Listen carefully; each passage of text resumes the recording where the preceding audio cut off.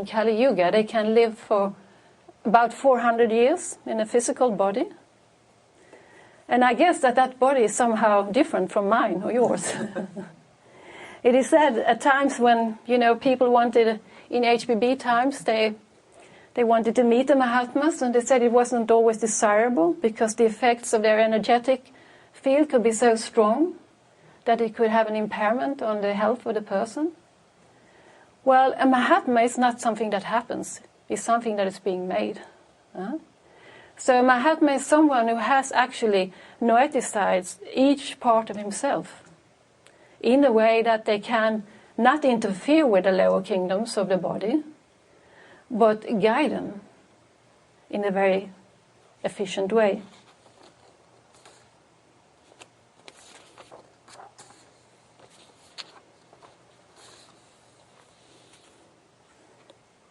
So if we look at the body for a moment, we say it's really a double-edged sword. You know how some of us Theosophists say, the body is not important? It's the most impermanent aspect. We fall into the old Hindu trap.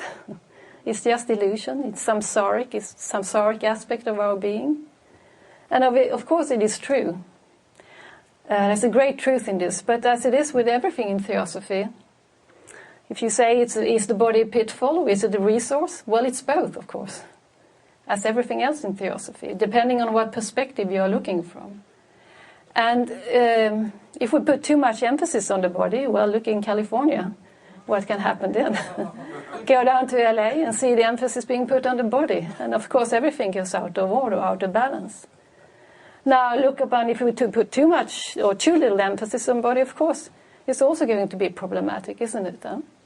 It's also going to be an unbalance. And we can say that actually health is all about balance. But as you sit here and keep your balance in your body in order to be able to sit up, you may think it's a static thing, but it isn't. There is constant movement going on the whole time. And that is the beauty of it. Whereas modern science and modern medicine today, they try and fix a point of balance. They want to have a static point to hold on to. This is how it is. So we have one phenomena called disease, and we give a certain amount of drug in order to cure and take away the symptom of that disease, looking upon it as a static phenomenon. But of course it isn't. It's always in motion. And that's why one has to find other type of remedies that somehow can work with the vital forces of the body in order to heal it. I'd like to read another quote from Psychic and Noetic Action about the body. It says, "Verily that body, so desecrated by materialism and man himself, is the temple of the Holy Grail, the aditium of the grandest, nay, of all the mysteries of nature in our solar universe. That body is an Aeolian harp, corded with 2 sets of strings, one made of pure silver and the other of catgut. When the breath from the divine fiat brushes softly over the former, man becomes like unto his God, but the other self feels it not. It needs the breeze of a strong terrestrial wind, impregnated with animal effluvia, to set its animal chords vibrating. It is the function of the physical lower mind to act upon the physical organs and their cells, but it is the higher mind alone which can influence the atoms interacting in those cells, which interaction is alone capable of exciting the brain via the spinal center or cord to a mental representation of spiritual ideas far beyond any objects on this material plane." She also says that every human organ and each cell in the latter has a keyboard of its own, like that of a piano, only that it registers and emits sensations instead of sounds. Every key contains the potentiality of good or bad, of producing harmony or disharmony. This depends on the impulse given and the combinations produced on the force of the touch of the artist at work, a double-faced unity indeed. So, it's said that each human being has her own or his own vibrational frequency. a sort of vibrational balance between the noetic and the psychic. Now, any thought or feeling that tends towards separateness and differentiation, that disregards the whole, disturbs the natural vibrational balance between the noetic and the psychic, which then gives rise to disease. So disharmonious thoughts and feelings influence the natural relationship between the noetic and the psychic. And you can almost look at disease as a shortcut circuit within the lower psychic nature. It could be on a cellular level, on an organ level, on a mental level. Doesn't really matter. And how do we stop the buzzing? How do we cut off that shortcut circuit? Well, it's a parallel to the cardiac arrest. To rest the heart. When the heart is in arrest, we need to jumpstart it. We use a defibrillator. So we can say actually that the defibrillator is the noetic aspect. Now we can stand there with our noetic aspect, and we can stand there with a defibrillator and want to jumpstart so that the energy is again flowing within the psychic nature. We take away the blockages. But that's not really useful if we don't have a cable. Today probably wireless, but still. This cable is the antichironic aspect. The antichironic aspect is the most precious bridge we have. It also has 7 different aspects, just as each principle has 7 different aspects. So each time that we nourish our true body, the manasic body, which is nourished by good thoughts, good intents, good motivation, good feelings, right action, right behavior, right ethics, we are actually filling in this which is already there as a blueprint, is already there as a part of the radiation or the emanation down into the lower psychic. But we have to build from this perspective. We have to fill in the bridge in order to make it workable, so that we can use it in order to noeticize ourselves.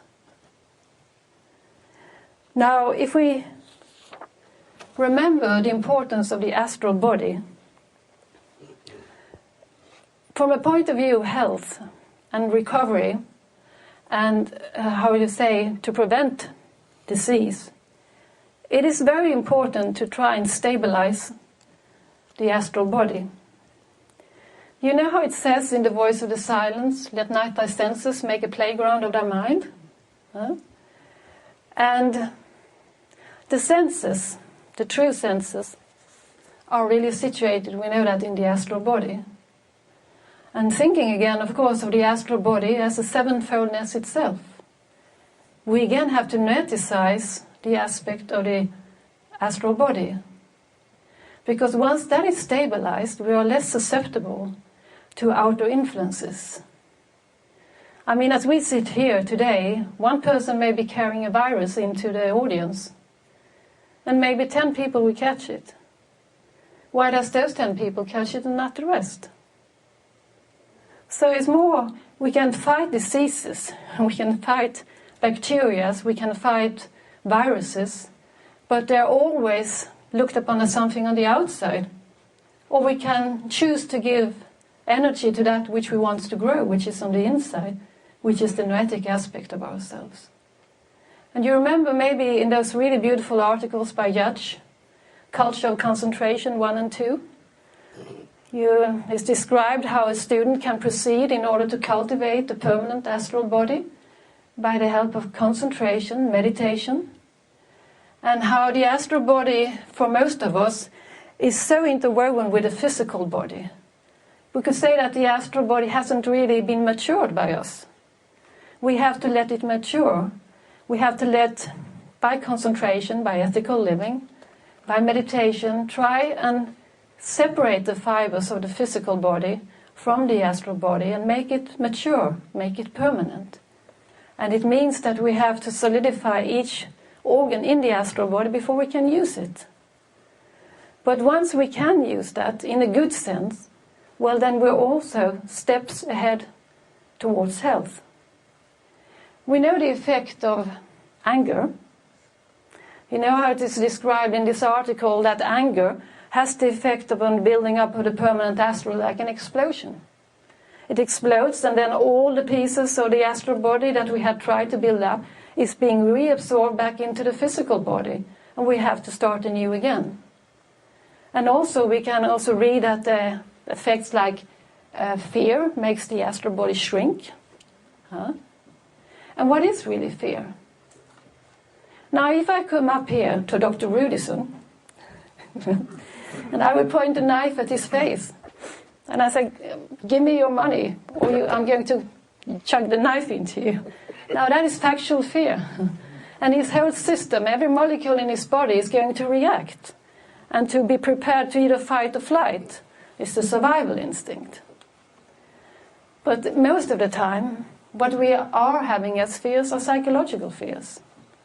Fears that has very little to do with this very instance. Fears that are based on memory in the past, due to our lower monastic fluctuating from the past to the future. Or we are fearful of something that is going to happen in the future.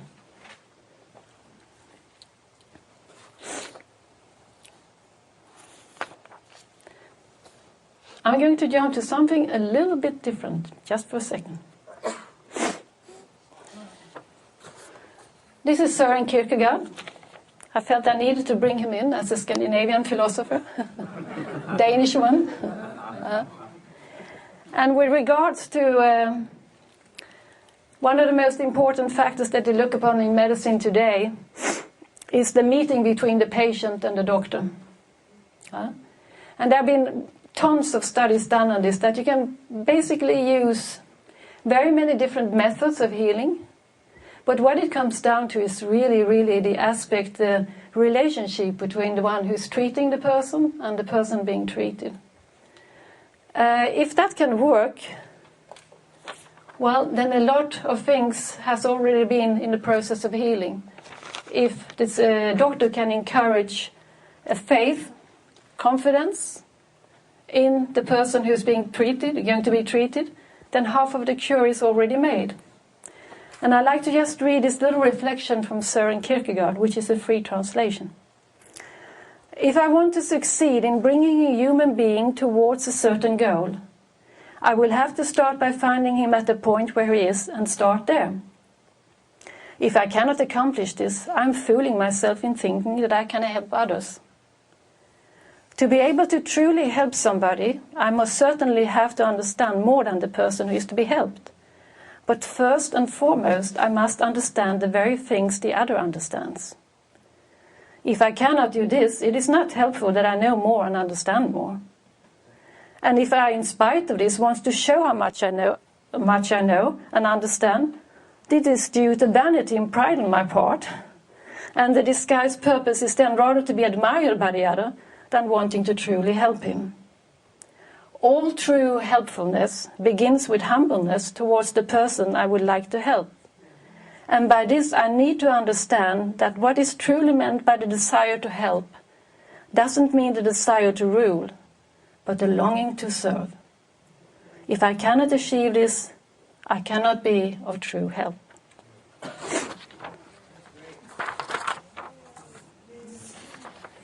Now, before we dive into the Bach flower remedy system, I would like to remind ourselves that there are many complementary systems out there today.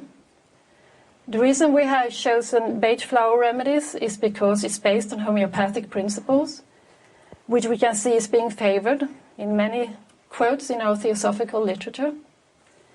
But it's chosen also just as an example. And we have to remind ourselves that any of these complementary methods are just acting like a catalyst to temporarily restore a balance. And they cannot really cure in the true sense of the word. They can help us along the way, but foremost of all, we need a true philosophical basis.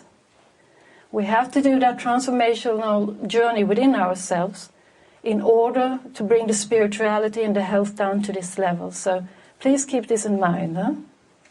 Do you have any shared reflections that you would like to bring forth at this moment, or any questions before we get into the Bach flower remedies? So was this all sort of solar clear? No questions, no reflections? Very clear. Very clear, okay. So should we go on to the next part of it then? This is Dr. Bach. I'm Americanizing, it's really Bach, but let's call him Bach. He said that there is one primary error which man can make, and that is action against unity. And this originates in selfishness. So also we may say that there is but one primary affliction, discomfort or disease. And as its action against unity may be divided into various types, so also may disease. The result of these actions be separated into main groups corresponding to their causes. And this is coming from a book called Heal Thyself.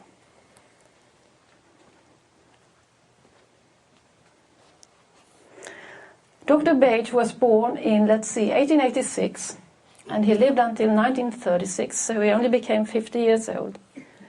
He was a curious little child, and all from the beginning he had a great capacity for concentration and a love for nature.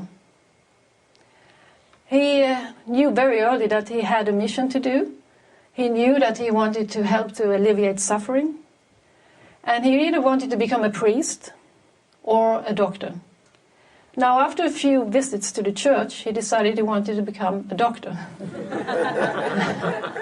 And his reason for that was that he thought there was too little humor in the church. So he set out to study medicine. And he wasn't the ordinary student who studies with his nose hanging over the books. He was sort of more interested in looking and observing the patient and how 7 different patients, for example, with an asthmatic disease, would behave in 7 different ways to their disease. And by the way they behaved could be determined the period of rehabilitation. So he sort of corresponded a little bit with the ideas of Samuel Hahnemann, who says, never treat the disease, but treat the patient. So the patient is always something more than disease. Today it's being recognized in modern medicine, because for people with, for example, chronic pain syndromes, can be so fixated upon their pain syndromes that it becomes their whole identity. And one of the help that is being recommended is to see the perspective that the person is so much more than their disease in order to be able to relate to it in a better way. So Dr. Bach decided that the personality was of uttermost importance. He studied homeopathy and he studied bacteriology. And in studying bacteriology, he found out that people with chronic diseases had an increased number of bacteria in their intestines. He could sort of nail it down to 7 different types of bacteria, corresponding to 7 different types of personalities. And in the development of his system, which includes 38 different remedies, they are grouped in groups of 7, which all of them correspond to a specific emotional state or personality characteristic.